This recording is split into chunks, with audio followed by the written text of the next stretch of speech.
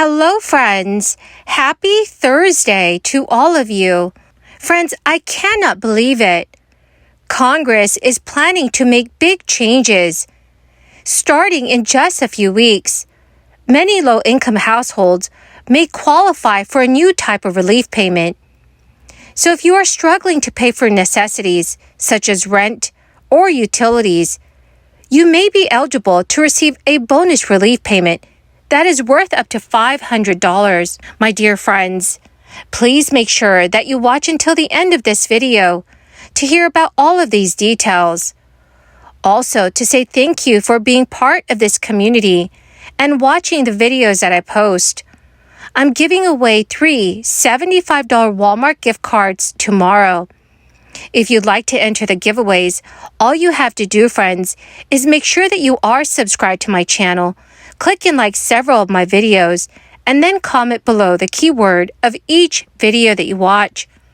Friends, the more videos that you watch and leave a comment on, the greater your chances of winning these giveaways. Now, friends, of the 20 states that have failed to raise the minimum wage above the federal $7.25 an hour standard, 16 states have more than 12% of the children living in poverty. Anti-poverty advocates say that is a sign that there's an urgent need for lawmakers to increase the federal minimum wage and do more to help struggling families.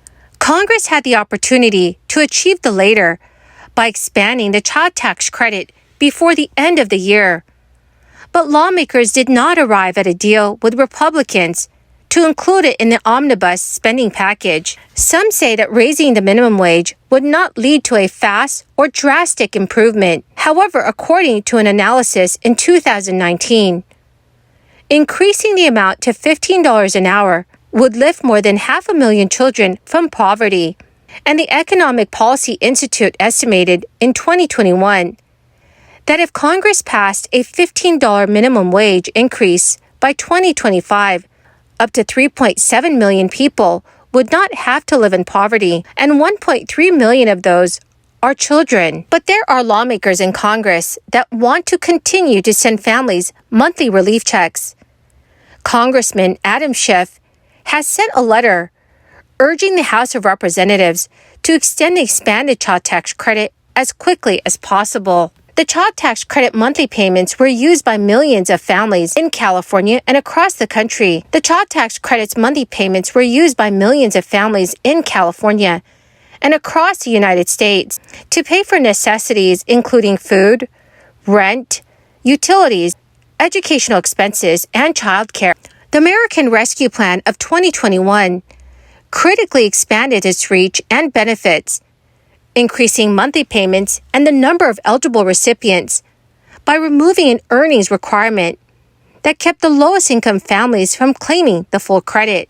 Between the months of July and December 2021, child poverty was slashed by nearly 40% and reached a record low of 5.2%.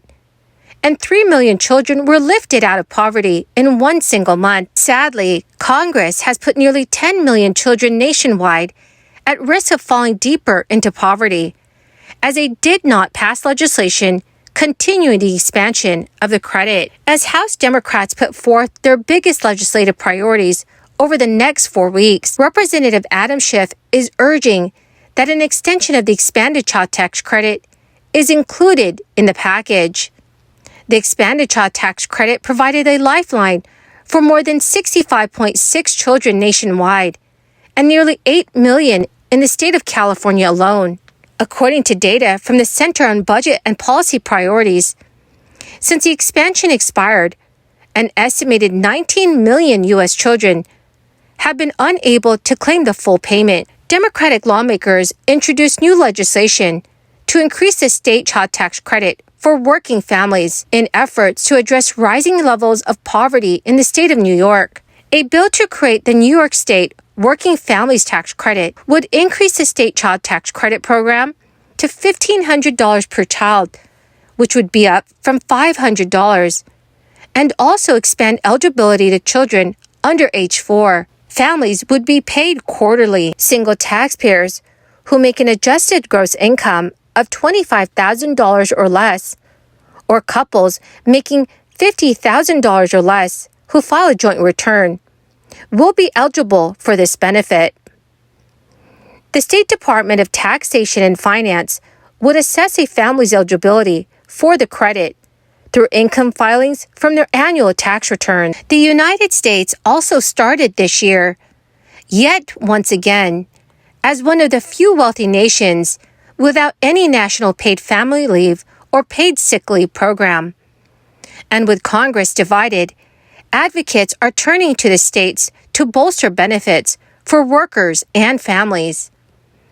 Congressional Democrats attempt to pass 4 weeks of federal paid family leave in 2021, which fell apart in the U.S. Senate, leaving a patchwork of rules for workers and businesses to navigate. The state-by-state nature of these rules means millions of American workers have no paid family or sick leave. As of 2023, 13 states and the District of Columbia have passed paid family leave programs, and 14 states and the District of Columbia have enacted paid sick leave programs. But an estimated 28 million American workers still have no guaranteed paid sick time. So dear friends, what are your thoughts on this? Should there be a guaranteed paid sick time for all American workers? Please let me know your thoughts in the comment section below. Well, my amazing and most beautiful friends, that is the end of my daily stimulus update video for this Thursday.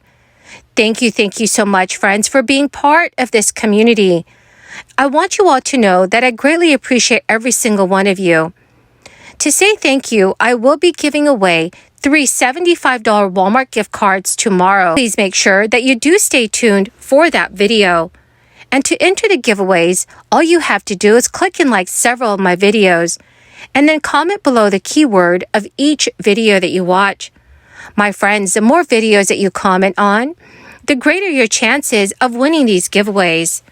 Thank you, friends, and have a wonderful and blessed week. No reason, none, that we could not do as we are supposed to do, as we are intending to do, 12 separate appropriation bills, one at a time, opportunity for the committees to have hearings with witnesses, to debate and discuss the content of that appropriation bill, pass it out of the committee, send it to the Senate, and let other members of the Senate who are not on the Appropriations Committee amend and discuss and debate that section of what today, tonight, this week becomes this large, all-encompassing bill.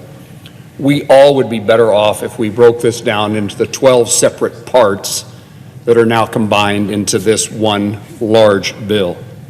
We would know much more about it, and the deliberations would be more forthright, and we would have less likelihood of something being contained in the bill that there was objection to it being there. So I hope in the new Senate, the new Congress beginning in January, we as appropriators, we as members of the Senate, work hard to go back to the way things were before I was ever